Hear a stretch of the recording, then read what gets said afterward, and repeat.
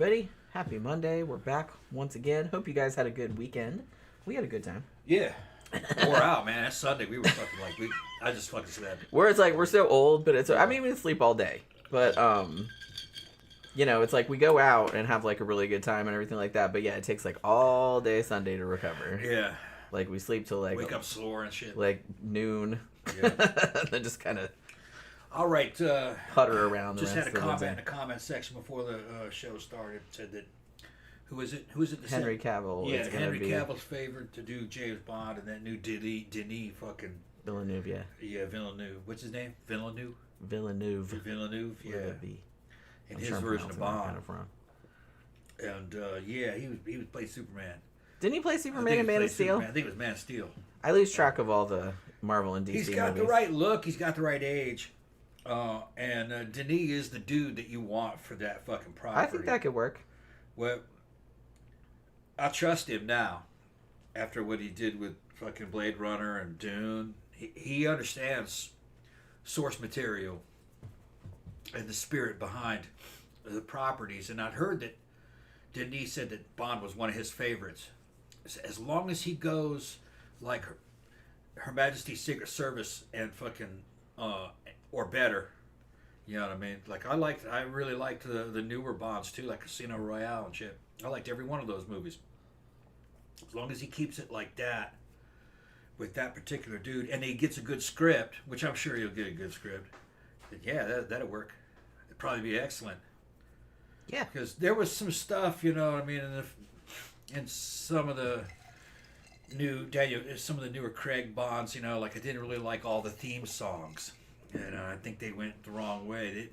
The Bond theme song's supposed to be fucking epic.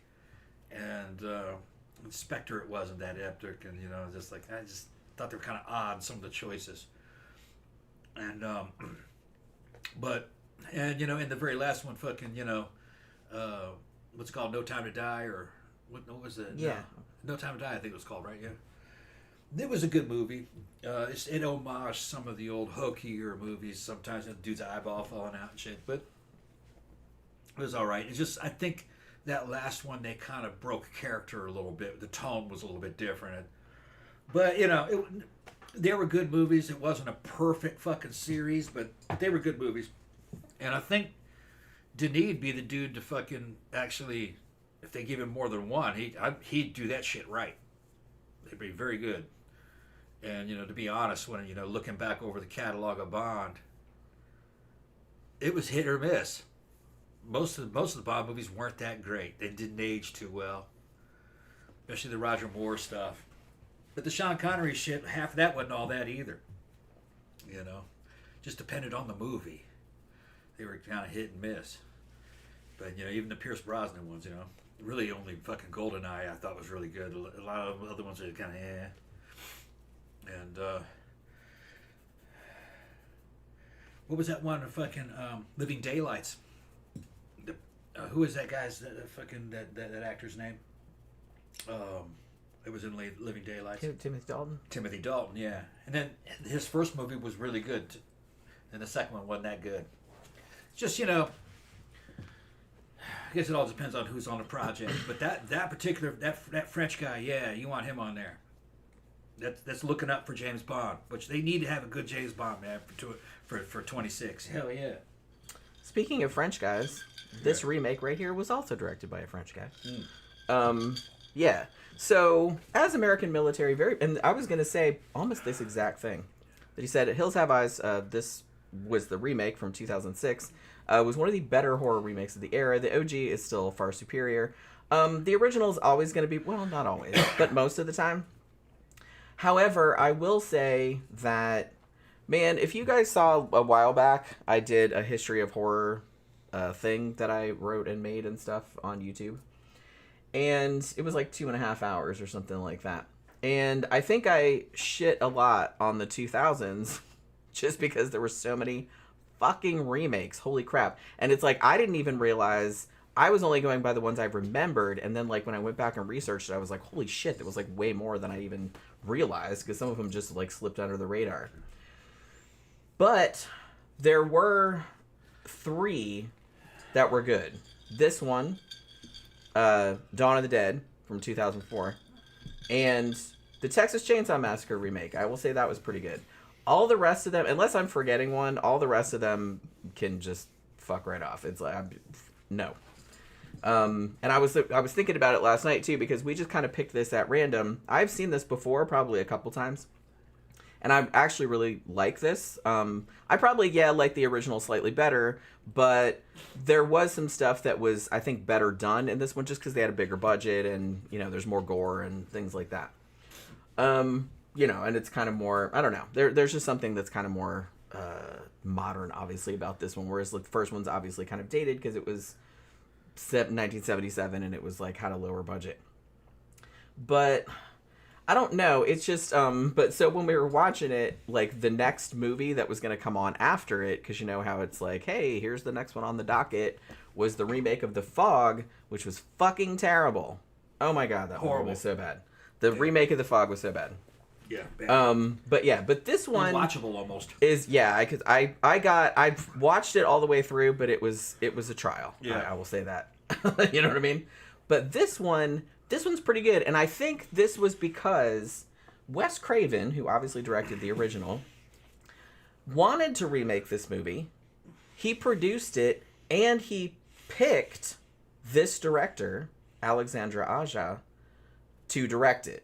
Because he had seen this dude's movie, High Tension, which is fucking great.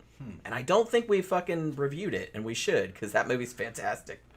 One of the, I guess it gets lumped in with like the New French Extremity, because it's pretty brutal. And it made a big, huge splash. I think it came out in 2003, if I'm remembering that correctly. So Wes Craven saw that, and he's like, yeah, that's the guy I want to remake The Hills Have Eyes. So they collaborated on it and remade it. Now, the thing about it, it's funny because CB said, I saw up here, said in the original, it was just a family of mutants because of the fallout from nuclear testing, but in this one, I think they were just inbreds. No, that's the opposite. It's the opposite. In the original, they were just an inbred family. Out in the desert. In this one, there's a very pronounced, this is a desert in New Mexico where there was all this nuclear fallout, so they were all, and they really did, like the makeup, it's Greg Nicotero and KNB that did the makeup, so they didn't skimp out on that, and the makeup, they actually, for all of the mutants, they used real photos of people with deformities and things like that, like to design the makeup, and obviously, like, exaggerated it slightly. But they wanted it to look kind of realistic as something like that would look like. They're nuclear fallout mutants. Yeah. They were living out there. They didn't want to evacuate the town during that nuclear testing. They decided to stay. They went down into the damn mine to hide. When they came up, they were all contaminated. When they tried to repopulate the town. But evidently there was enough breeding population to keep some of them alive. There were a couple dozen, maybe a dozen of them.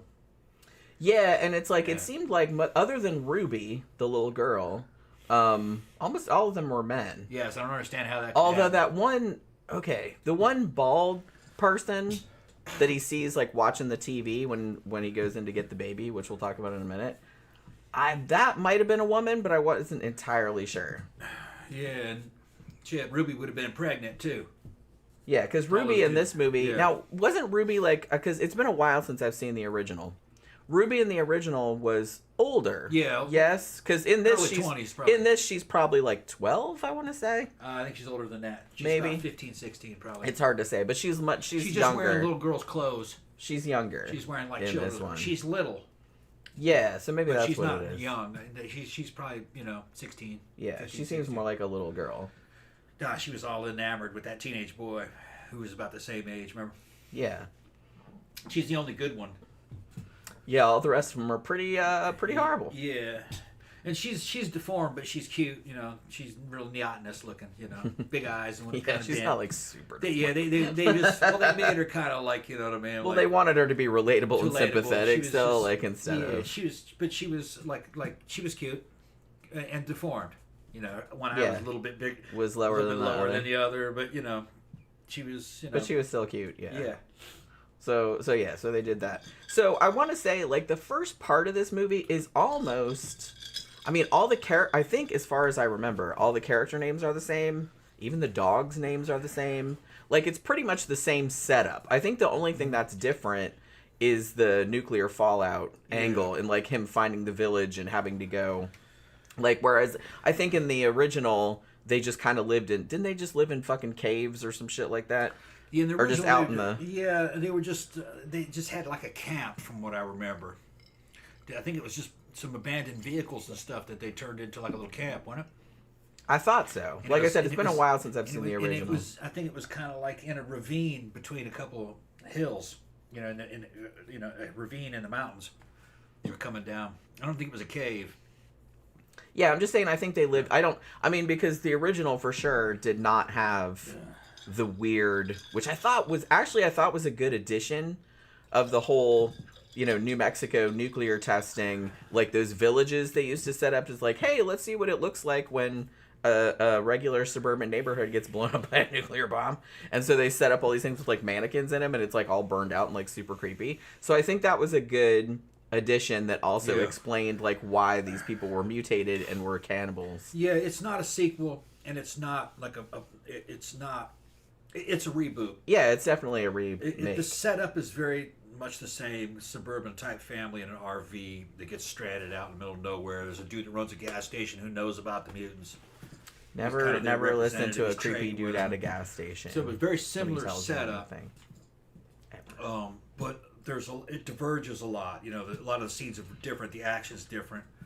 They add in the whole nuclear fallout angle, kind of like the video game Fallout. Really, come to think of it, because there was like some 1950s era kind of motifs to the target town. The town that they're in is a nuclear target town. It's got 50s decorations in it and fucking mannequins and stuff that they had in there during the testing. And it's kind of like that old school American mom apple pie and Chevrolet nationalism and shit. It's got that theme going on inside that target town. And then there's just mutants in it, and they're cannibals too, you know. And you know, they can speak, they know their history, they know. And they have like generators and stuff. Yeah, so it's power. Like they have a TV and they have like power. In some of the houses they do. Some of it's kind of like in the first one they were kind of just like something out of Mad Max. Mm-hmm. Mad Max and Desert Survivors, almost kind of like Native American type. And mixed with hillbilly. They weren't mutants. They were just inbreed. There was a lot of inbreeding going on. Yeah, they weren't like really fucked up looking. Yeah, and in this one, they're basically monsters. Yeah, pretty much. It's both movies I think are good on their own. I don't like this one as much as I like the first one. I think the first one was clever, a little bit more clever in certain ways. It was more innovative because it's the original.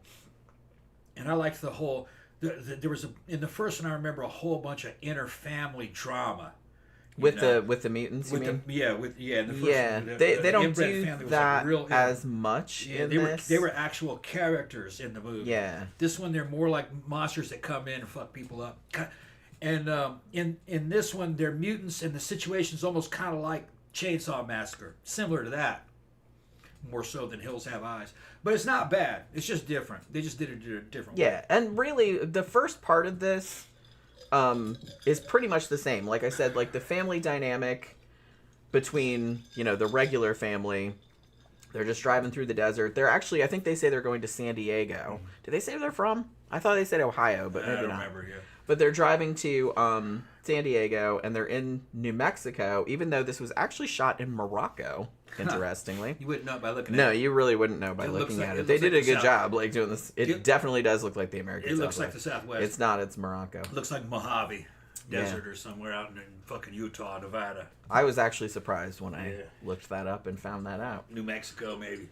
But yeah, you kind of have... can I say, like, Ted Levine is in this, you know. Yeah. Would you fuck me? Yeah. Fuck me. That guy. Signs of the Land. I mean, he's been in a million other things, but it's like he's never going to live that down. I can't watch him in any other movies. The first thing I go, man, that poor guy. It's Buffalo Bill. That role. It was so iconic. Yeah. It's like, you know what I mean? He's here.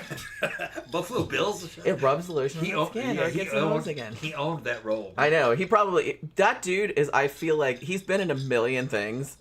And it's like, and I feel like every time he walks on the fucking street, somebody says, rubs the lotion on his skin. He probably and he's just like,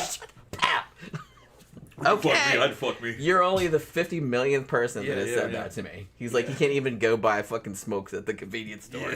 That's some motherfucker saying that. I can imagine. But it's like, but yeah. Well, honestly, like, he's, I mean, you know it's him because of the voice and stuff, but he looks like so different.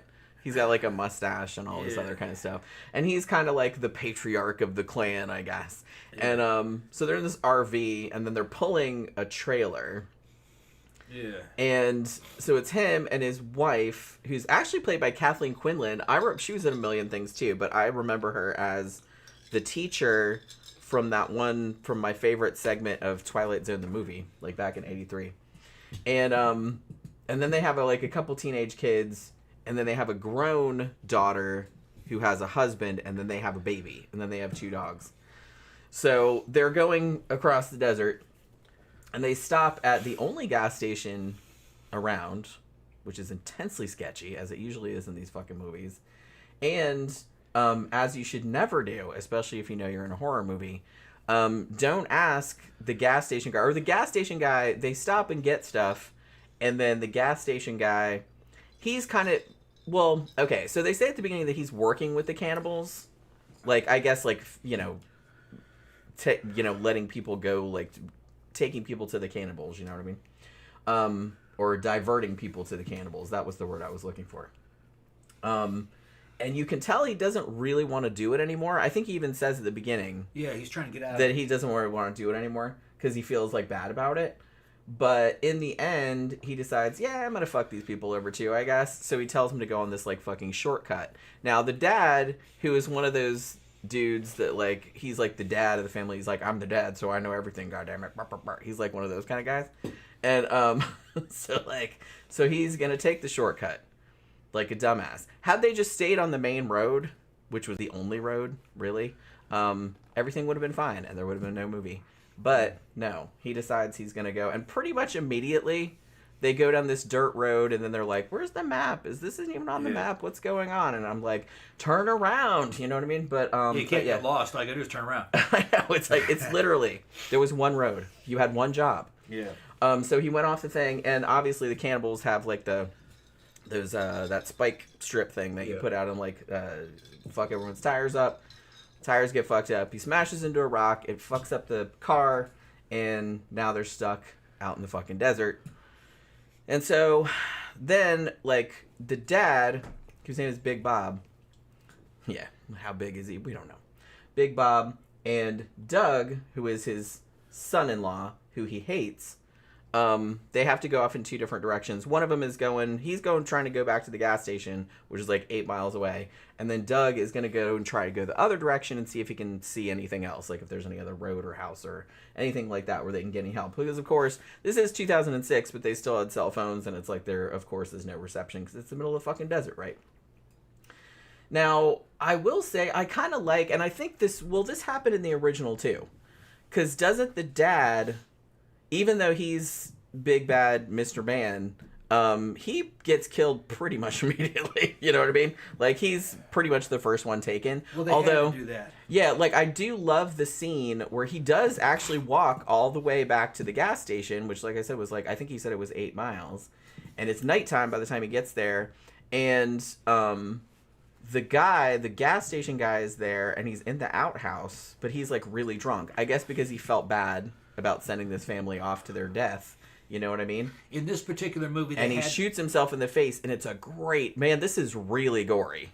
Yeah. I mean, it's not the goriest thing I've ever seen, not by a long stretch, but, like, the effects in this are really, really good. In this one, they had to kill the dad off because in the way the they did that in the first. They do that in the first one too. Yeah. They were practicing with pistols, and he was pretty competent with a pistol. They had some. His son wasn't, and then there was another kid. They were calling him making fun of him for being a Democrat. He didn't like guns, so they had to get rid of him first because if you had one dude who was competent with a pistol, could have killed all the mutants. So they had to get rid of him. Yeah, so he was the first one they took out. Yeah, because the mutants are. Well, the first one they took out, sadly, was one of the dogs. Yeah. Yeah. The mutants. One of the dogs doesn't make it. The mutants do have guns, but not many. One of them appears with a shotgun.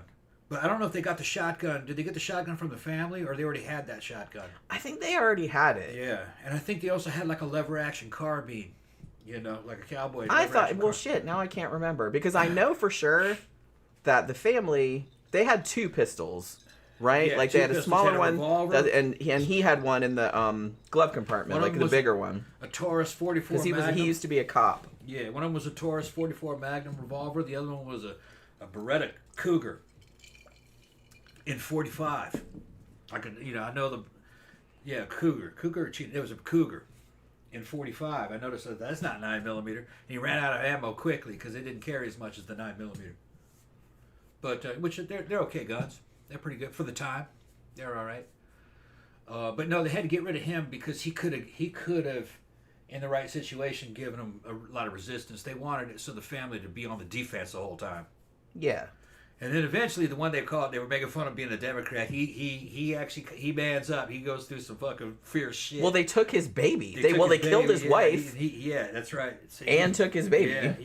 Yeah, he has to go get his fucking baby back. Yeah, and he's not physically powerful at all. Some of these fucking mutants are huge. One of them is probably 6'4", 6'5", and stronger than he should be. You know what I mean?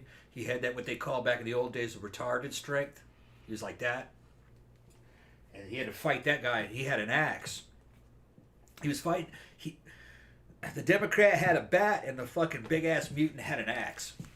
And they were fighting in that house. And he got his fingers chopped off. He goes through a bunch of shit. Yeah, he looks real fucked up by the Yeah, they threw him in. One time threw him in a refrigerator with a bunch of fucking bodies in the refrigerator that they were going to eat. Yeah. He wakes up in there. The food fridge. Yeah. And starts flipping out, as you would. Yeah. It's like, what the fuck? Yeah, it's pretty wild. Gross. It's pretty wild. It's good. And towards the end, he's fucking battle hardened and fucked up, and barely recognizable. He gets the baby. He saves the baby. But Ruby helps him save the baby, though. Well, yeah, because had Ruby not intervened, that baby would have been breakfast, as they say. And Ruby, I don't remember if in the original this happened, but Ruby sacrifices her life to save the baby. Now I know that I remember in the original that Ruby was like the only good one, and she was like sympathetic. She was trying to get out of there, and she did help them. Yeah, but I don't remember. Yeah, this one she sacrifices herself at the end, to kill the last guy. That was one of the things that I didn't quite like about the one. Kind of started off on the wrong foot with me.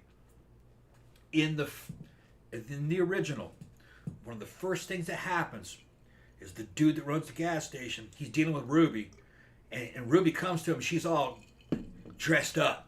They called it dressed up, and she's just wearing garbage and had makeup on and didn't know how to. Her makeup was all fucked up. And he goes, "Where you going?" She says, "I'm leaving."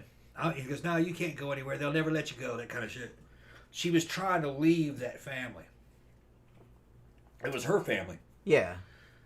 And in the new one, Ruby just drops off a bunch of product. Yeah, you don't see her at first. He's just calling to her. Yeah, you never see her. She doesn't give her spiel about "I'm sick of this shit, I'm out of here." Although I can see why they did that though, because maybe they didn't want to tip their hand. That it's like, oh, she's gonna play into the narrative and help the family later on.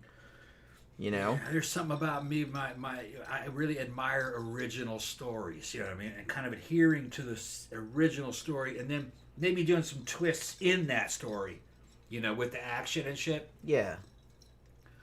And one of the things I liked about the original is that it was established early on that Ruby fucking didn't like the shit that was going on. She was trying to get out. Yeah, I think they established that fairly early on in this movie, because you do see her. You don't see her at the very beginning. You just have the guy calling to her, but she's not around. And then you see her helping the teenage kid when he falls off the cliff and he's unconscious, and she guards him so the other members of the family can't get to him. What I liked about the original setup is that you see Ruby, and she's obviously fucked up. She's trying to look normal, like a normal civilized person. The way she's dressed, and fucking I remember the guy that owns the gas station's kind of teasing her a little bit. And he was saying, "Look, what do you can't even eat with a knife and fork, that kind of shit." Talking to her, you can't survive out in the world. You better go back home. Did he? He didn't say that to her though in this one. Did she? No, there actually was not. In this one, there's not any face-to-face interaction with Ruby and the gas station attendant, because the gas station attendant, like I said, he just hears something outside and he assumes it's Ruby, and he comes out like calling to her, but she doesn't, and then she leaves something.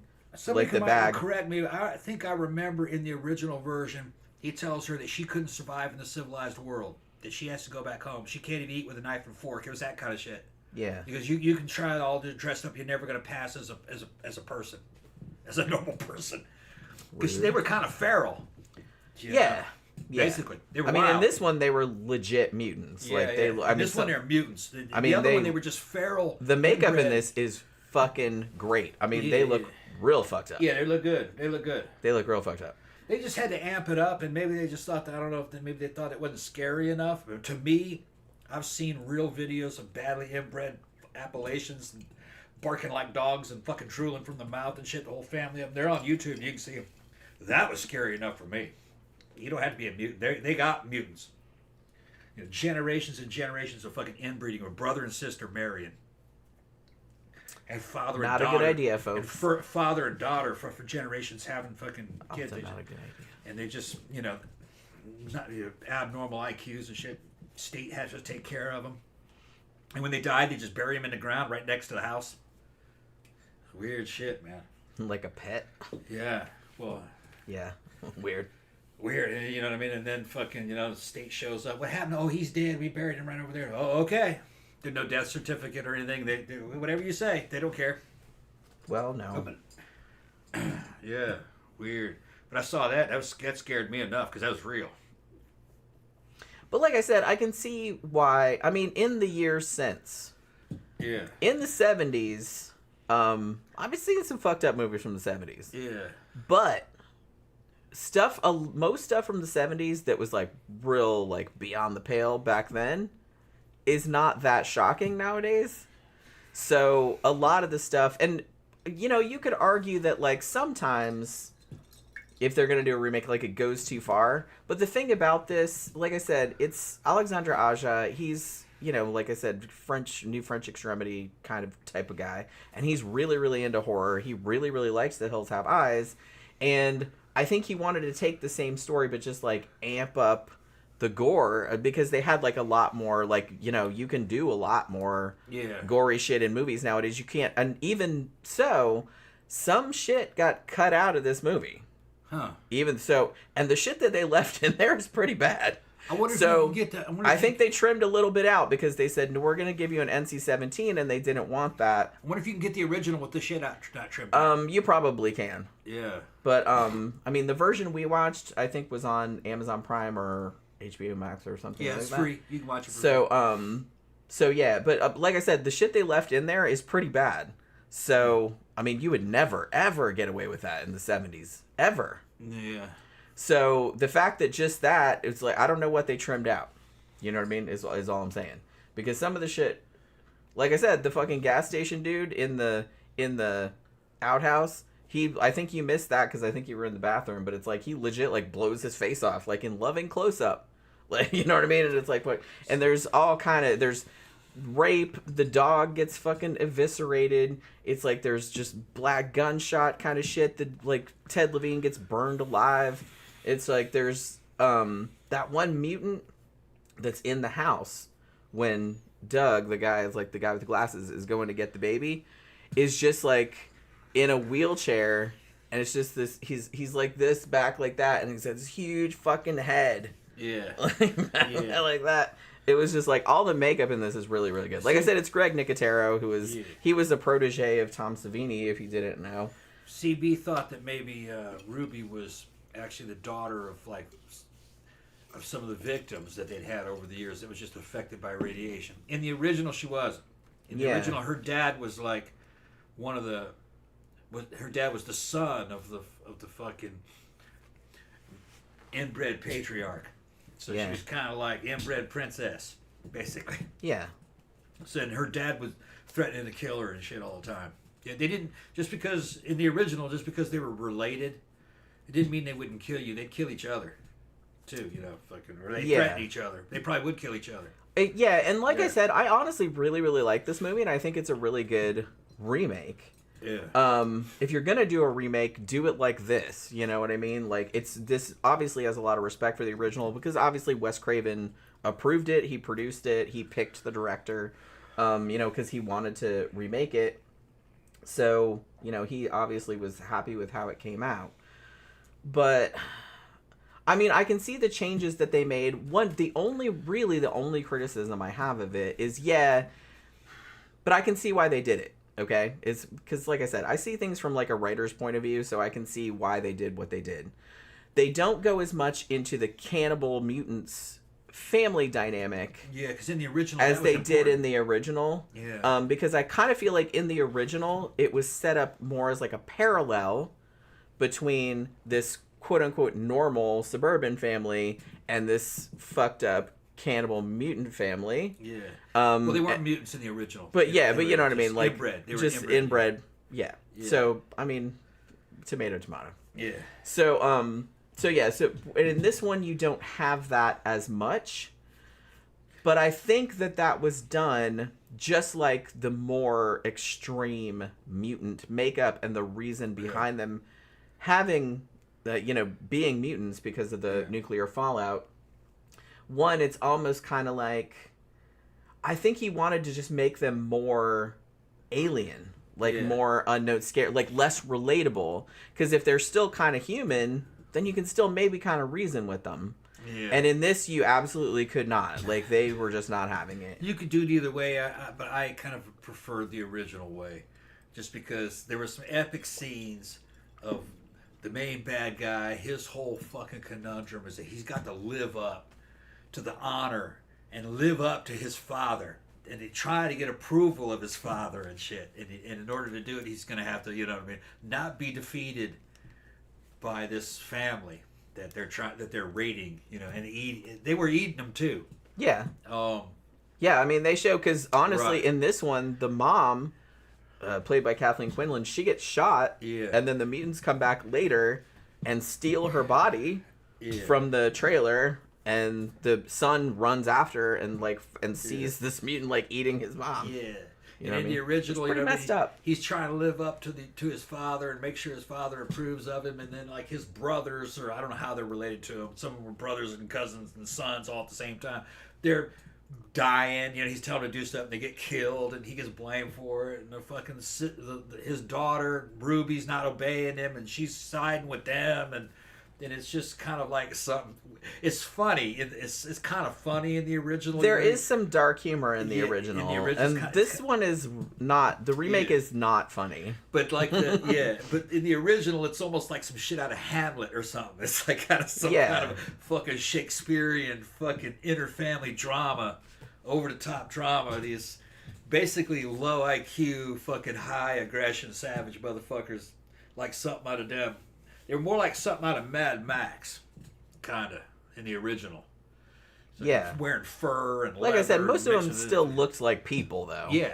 They were they were definitely people. Yeah. Except the only one that looked unusual was that famous... Well, Michael Berry, man. Michael Berry, yeah. But I mean, he looks like that in real life. So. Yeah, he has a genetic disease, and he had this funny look. He was in a lot of movies. He's so cool as fuck looking. But have you ever seen any interviews with the dude? Fucking, he's cool as shit. Really cool, real intelligent. He's cool as shit. And by some of the accounts, he actually did very well with women. Women liked him. Oh, I can imagine. Because you look at him, he's got that funny looking fucking face. But it's not funny looking. He was real kind of soft spoken. I don't find it funny looking. Yeah, it's intriguing. Yeah, he had a weird look, looking. But he had a genetic disease. Didn't have any eyelashes, and his face was kind of weird. The proportions, and he shaved his head bald so you could see his kind of funny head and big fucking piercing eyes. And when you see the Hills Have Eyes posters, that's him on it. Yeah, he did well. And he plays himself. A great character in it. Yeah. If all through the 70s and 80s, if you wanted, he made a whole living on looking. He made a whole living about that, much like his predecessor Rondo Hatton, who also had. Yeah. I can't remember what disease he had, but his face looked all fucked up. Yeah. He didn't do as well, obviously, because he was kind of in a lot of B movies and shit. But, you know, so this doesn't have Michael Berryman, and Michael Berryman is one of those dudes that makes everything better. Yeah. He shows up and everybody loves it. You're like, oh, but yeah, so yeah. I don't know. Like I said, I think they just went in a slightly different direction with this one, rather than in the first one, like setting up the parallel between the two families. They don't really do that here because they don't focus as much. They kind of leave the villains largely like ambiguous or like kind of unknown. They don't really explain a lot about them or what their dynamic is or how they're related to each other or anything like that. So like I said, it's kind of more like although they do go a lot into the the nuclear testing angle, and there is a bit where the big head guy in the wheelchair like kind of gives a little bit of a, I don't want to call it a speech, but like a little bit about that, like you all came in here and blew everything up and everything, like even though that was a long time ago, it was before he was born and everything like that, but I'm sure they passed the stories down and they just like went underground and lived in these mines since then and have been eating people for a long time, it seems, and have recruited the gas station attendant to bring victims to them because it's kind of like off the main road, and they've been doing pretty well for themselves, I guess, because what they do, I guess they have the implication at the beginning that it's like if the gas station attendant like sends whoever stops by there like off on the road so they can get killed and eaten, like they will bring back, that's what Ruby's bringing back, like the latest bag of stuff that they stole. So it's like a video camera in there and like some other shit. So he gets to keep all the stuff. I don't know what he's going to do with it out in the middle of the fucking desert because there's like literally nothing else out there. It's not like there's a pawn shop or nothing. But, you know what I mean? Maybe there's one like 300 miles down the road. I'm not really sure. But yeah, I mean, and honestly, I'm going to say, and this is kind of similar to the original, because the original had a scene like this too, where after they take the dad and then they tie the dude to the dad to the tree and then set him on fire, and that kind of gets a bunch of the family like out of the trailer, obviously, because they're like, what the fuck is going on, you know what I mean? Like they run out there and they're freaking out and everything like that, but a couple of them like stay back in the trailer to watch the baby, and then the mutants come like around and they actually end up raping the teenage girl. I think two of them do it. Yeah. You know what I mean? Like the big weird one. Well, he tries to, and then the other dude pulls him off. Yeah. And then he does it, and then like but then the other dude goes, and also the dude like bites that parakeet's head off. So one of the parakeets doesn't make it. Also drinks it. Yeah. So there's that. That actor that's Robert Joy. He's in a bunch of stuff. Yeah. That bitch is in everything. Wasn't he in fucking? I want to say he was in Desperately Seeking Susan. Wasn't he in that? Like back in the 80s? Like he's so familiar. I mean, I know he's been in a million other things, and he's been in a lot of horror movies. I don't think I've lately seen Desperately Seeking Susan. With Madonna and No, I think you made me watch that. And no, it's good. It's good. I thought it was okay. Yeah, it's good. I like that movie. I think I saw it. Yeah, I didn't see it. But I keep thinking he was in that. I have to look up. I don't remember if it was. If it is, it's somebody that looks just like him. Yeah. But so, yeah, he's in this, and everybody's like fucking mouth is fucked up, his teeth are all down here and shit like that. It's crazy. Like I said, the makeup is like really good. But that whole thing where like that teenage girl gets raped, and then like the older sister, her older sister that's her baby. So she's obviously trying to defend the baby and trying to defend the sister. And then like the dude starts like kind of groping her as well, and then she stabs him in the leg, and he just fucking shoots her in the fucking head. Just, bah! Yeah. And she's just laying there. And honestly, the scene where Doug, the glasses wearing guy, comes back and finds her, that's horrifying. I just found that really, really... I mean, the acting in this... Yeah, it's good. ...is really good. I especially really liked the kid that played the teenage boy. Yeah. That kid, he was great. He was good, yeah. He was great. He was like real... Everyone in this is like real naturalistic. Like you can totally buy... Because the first part of the movie is just, them kind of hanging out. They get stuck. And then they're like, well, fuck, you know what I mean? And most of the family's kind of hanging out while the two dudes go off and try to find some shit. And there's some good scenes of them just kind of like being regular, like a regular family. Yeah. And it's just really good. It's like really organic. Like everybody in this is like really, really good. All that. The teenage kid, he was out shooting with his dad, and fucking it was actually they were getting ready to shoot before they fucking went to go to the little range that they were going to have. He takes that fucking Beretta and points it at that other guy. Yeah. And he's like, what the fuck? And he's like, what the fuck? And he goes, oh, it's okay. The safety's on. You would have got your fucking... Yeah. You would have had a knot snatched in your ass if I had ever done that. Yeah. You know, my dad would have fucking killed me. So you never point a gun at somebody unless you're trying to kill them. Well, And yeah. you better pull the trigger. That's another thing. It's not one of those things. You don't threaten someone with a gun. But like I said, that was just kind of like... You're just going to do it. Yeah. I kind of liked that scene because it just kind of showed how, yeah, they had guns and everything, but they weren't taking it seriously. They were just kind of like, they were just fucking the dad around. was standing right there, and he didn't fucking go, put that fucking shit down. He would have got it. I think it's because, I think the low-key implication there was he didn't like his son-in-law, so he's just like, fuck it. He gets shot. Oh, well. Yeah. I think that was what the implication was. explanation. I think that's what the implication was. So he's like, so he didn't really give a shit. So No, he's just like, I'll let it slide. I'm from the deep fucking South Mississippi gun culture. You didn't fucking point a gun at anybody unless you wanted him dead. Fucking, if I did something like that from my dad, fucking, he'd have killed me. Yeah. You But know? like I said, I think that was... See, because a lot of the shit... I mean, some of it is spoken, obviously, but I think that scene in particular, that's why I like that scene, because one, it showed that they just, the kid was just pointing it everywhere, pew, pew, pew, like he was just fucking around, like they didn't know how bad shit was gonna get, like they weren't taking anything seriously at this point, and the fact that he points the gun at Doug, and the dad doesn't say anything, I think that kind of spoke volumes about how the dad felt about Doug. Yeah. You know what I mean? Yeah, I wasn't approving of the dad at that time. Yeah. All guns are to be considered loaded, even if they're not loaded. You never point a fucking weapon at anything you don't want destroyed or dead. You threaten somebody with a gun, you better think you're threatening him because you think he's going to kill you.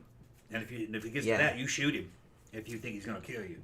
You only do it if it's to save your life or the life of somebody else, or save you from great bodily harm. Depends on what state you're in.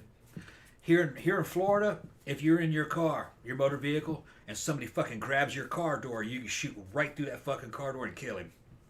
There's anti-carjacking laws here. That's why they don't do much carjacking here. And you can carry concealed without any kind of permit. It's just constitutional carry. You have a fucking loaded gun in the car. It's not a different. It's a different world than outside. Other places like Europe. No, it's not like that here. You better watch what you do. But you don't ever fucking point a gun at somebody. You must assume that he's going to kill you if you do that. There's people say, what's not the Wild West? No, it's much worse than the Wild West. The shootout at the OK Corral, which is the biggest Wild West gunfight, wouldn't be even hit the fucking national news here. Would just go unnoticed. That happens all the time. But what I'm saying is that that scene being in there was in there for a reason. That's how I read it anyway. Yeah. And like I said, if I was a writer, that's how I would have written it. Yeah. So, because like I said, it's not kind of like not like any of the characters. It's not just dialogue. Yeah. It's you got to watch what the characters do. Yeah. Because sometimes the characters will do something and it doesn't seem like that's significant, but it says like a lot more. Yeah. And I think that scene was meant to like reinforce how much that dude hated his son-in-law. I know, but that scene actually, I lost fucking any kind of empathy for the other two characters. I was like, they're shitheads. You know what I mean? Well, I didn't like the dad anyway. But he was supposed to be a dick. Yeah, he was a dick in the original. Yeah. And he let his son get away with that, man. Yeah. But as the time went on, I will say, like, the teenage kid, even though he didn't like take anything seriously at first. He runs off. Well, he's kind of the first one to twig onto the fact that there's something going on because one of the dogs runs off and he's like, oh, I'll go get her or whatever. And then he ends up finding the dog like fucking eviscerated. Like somebody cut it open and took some guts out. And he's obviously very distraught. And he comes back to the camp and he doesn't tell anybody at first because he doesn't want to upset them. But he's basically like, look, none of the other adult dudes are back. And so he's trying to be the protector. He takes the gun, he's locking everything up. And he's just like, you guys, everybody just needs to stay in here. But he won't tell anybody what's going on. So, like, as time goes on, he really kind of, like, and he's just a kid. I mean, he's probably, like, what, 15, something like that? I can't tell how old they are. 15, 16. But I really liked his character arc. I can't remember what that actor's name is because he's been in other stuff, but But yeah, he was great in this. Like all of the actors in this like were really great. Like I said, were really much better than you would expect. You know what I mean, for a movie of this type. Because it didn't have to be. And, you know, like a lot of the remakes that came out in this era, which is probably why, I don't know, man. It's like, I think I said in my history of horror thing that it's like, I thought the 90s was probably my least favorite decade for horror, but it might be the 2000s. I don't know. It's kind of... There were some bad remakes that came out in the 2000s. A lot. Yeah, now, there were some good ones. I'm not... Yeah. Okay, so I'm not, like, averse to remakes as in principle. You know what I mean? Because, like I said, there's a lot of movies out there that were good ideas, but they didn't have the budget, or, you know, they kind of fucked them up, or whatever. It's like, so if somebody wants to remake that, fine. It's like people have been remaking versions of Shakespeare and shit like that for, like, centuries. It's like, I don't know why everybody whines about it. Yeah. But to remake something just to remake it, if you're going to remake it, make it better, or put a different spin on it, or something. And it should be remade by somebody who was a big fan of the original and just wants to do their own bit. Like when they announced the remake of Suspiria, I was like flabbergasted, because I was like, dude, Suspiria, that's like one of my favorite movies of all time. How the fuck can you remake that? It's like, it's just so unique. It's like so singular. You can't make it exactly like the old one, but you can't do it completely different either. It's just like, how are you gonna fucking do that? But then when it was remade, and he kind of did something completely different, but also kind of the same, and I was kind of like, okay, that's how you do it then. So I wasn't mad, because I actually really did like the remake. I still like the original better. Yeah. But the remake was so different. This one... It's almost like two separate movies. This one, I give it a thumbs up. It's good. I like the original better. If I hadn't seen the original, I probably would have liked this probably a lot better, probably, because I wouldn't be comparing it to the original. Yeah, But they're different movies, you know. So yeah. I'm trying my hardest to judge it on its own. It's good. It's good. I wouldn't say, oh no, it's a shitty movie. Don't want. No, if you like that kind of shit, if you want to see a desert horror movie about cannibals, then this is the one. Which is kind of a whole subgenre, weirdly. But I'd recommend the original, too. Be good to do, like, a double feature. It's kind of like fucking... It's just like... It's like... The difference is kind of like comparing... Like I said, it'd be like comparing Road Warrior to Fury Road. They're both good, but they're different. The times were different. Yeah, and that's the same kind of thing. You can't necessarily shit on a movie that was made in the 1970s that didn't have the budget or the leeway that you have nowadays, and you know, they didn't have the effects and all the other kind of stuff that you can do nowadays. They're very different movies. Yeah, but like I said, I think this was a very respectable remake. It was obviously made by somebody who really, really liked the original and wanted to mostly do the same thing, but kind of did his own take on it, which, like I said, is... Okay. That's all you can fucking do, man. And like I said, we should definitely do High Tension now. You couldn't remake that Hills Have Eyes frame by frame like the 70s ones. It wouldn't work. Well, somebody tried to do that, looking at you, Gus Van Sant, and he made Psycho frame for frame a remake, except in color and with... Who the fuck was in it? I've never seen it. Don't bother. It's not good? Don't bother. It's really not... I really... thought that was the remake of don't remake Psycho, for one thing. I mean, I know somebody already did it, so it's a little late for that, but if you're gonna remake Psycho, at least do something else with it, or make it more based on the book, because it's based on a book. Like, don't make a frame for frame. Why the fuck would you do that? I don't understand. Like, it's just pointless. The remake of the color remake of the Night of the Living Dead was pretty good. Didn't that have Toby Todd in it? Or? Tony Todd. When Todd? I think it might have been, and that actually Tom Savini directed that. That was 1990. It is the same story. They changed a few things, but they changed it. I like that they made Barbara more of like a character rather than like a. But she was the vegetable. Like kind first one. She was crazy. She was a little more proactive in this one, which I kind of liked. But other than that, it's fairly. I thought that was a decent remake. Honestly, I'm gonna say one of the best remakes, and I think we've reviewed it. I mean, and to be fair, like the original movie is a classic, but it's not fantastic. Was The Blob? Yeah. The 1988 version of The Blob is good. really good. Yeah, it's good. It's really good. That's like one of the best remakes I think ever. Yeah. Well, the original is actually kind of weird in a 50s kind of way. It has, from what I remember, some parts Vince of Vaughn, thank you. That's who was in the Psycho remake. Vince Okay. Vaughn. Yeah. The original Blob did, from what I remember, it did have a few slow spots. But you know what really stood out from the original Blob? It was Steve McQueen in the original Blob. Them trying to pull off him being Playing a a teenager. 40-year-old teenager. He wasn't 40 in the movie, No, but he's everybody in his looks 30s. older. He's obviously in his 30s. Back then. That's hilarious. Like, if you've ever seen, and, going probably a few tiers below that, if you've ever seen a movie like Teenagers from Outer Space, where these teenagers come to Earth to find grazing land for their pets, which are like lobsters, pretty much, except big. And all of the actors playing the teenagers are clearly like 45. Yeah. Come on now. Doesn't make any damn sense. It was just kind of like this one fucking short that they did on MST, because they did Teenagers from Outer Space on MST too, and they made a lot of hay about how old all of the actors were. Clearly, I know they probably weren't as old as they looked, but people like looked older back then. But they did this short. I don't remember how long ago it was, and it was called. I think it was called. Was it the one Are You Ready for Marriage? And it had this one couple who looked like they could probably be college students. They kind of pulled it off. But the one college student that was like, ooh, I want to go marry my boyfriend, even though she was like 19 or whatever.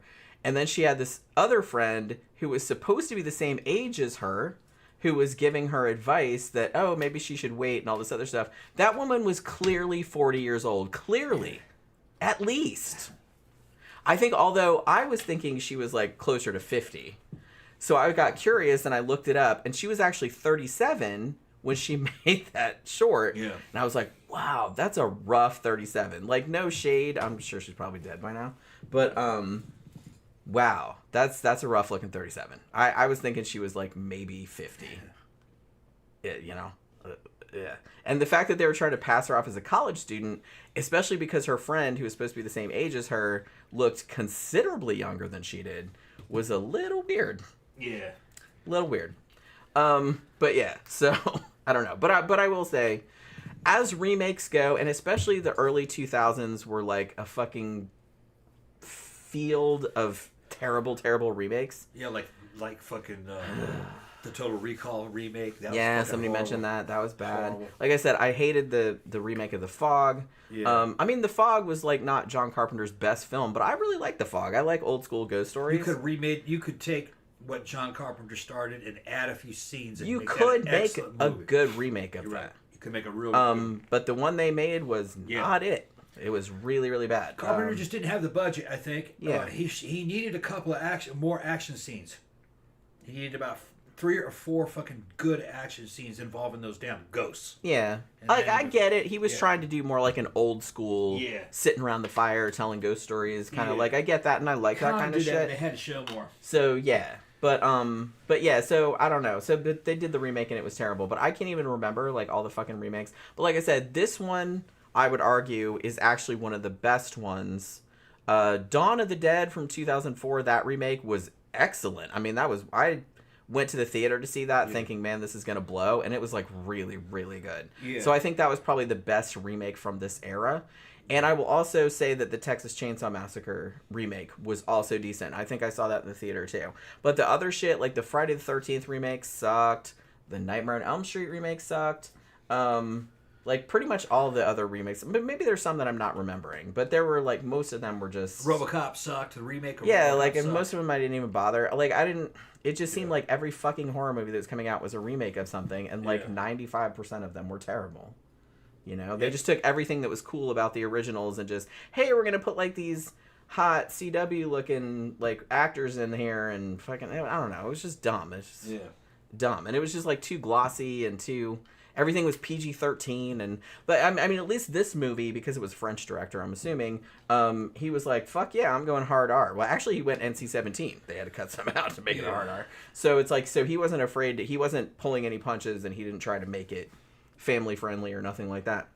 So mad props. But yeah, so this was definitely one of the better ones. But yeah, like I said, we just ended up watching this at random. I'd seen it a couple times before, but not for a couple of years. And it's this is pretty fucking decent. It's never gonna be as good as the original, but it's still pretty fucking good, I will say. All right, so you want to wrap it up? I'm getting fussy. You're getting fussy. I go to the restroom, yeah. You getting fussy And probably hungry. The food we got too. some food in the crock pot. Yeah. Got carnitas. As usual. Got carnitas, yeah. So thanks everybody for hanging out with us this evening. Oh, be sure to drop by on Wednesday night. It'll be another fun show. We're not doing true crime. We're gonna do somebody wanted us to do Betty Davis and Joan Crawford. Talk about both of those actresses and the very famous feud between them, which is super fun and super bitchy. So yeah, even though I think a lot of it's probably exaggerated, but so yeah, we're gonna talk about those two actresses, so golden age of Hollywood type of stuff. So that should be a lot of fun. So hopefully you guys can come and join us on Wednesday night for that. So have a good rest of your evening, you guys. Have a good day tomorrow, and we will see you guys again on Wednesday night.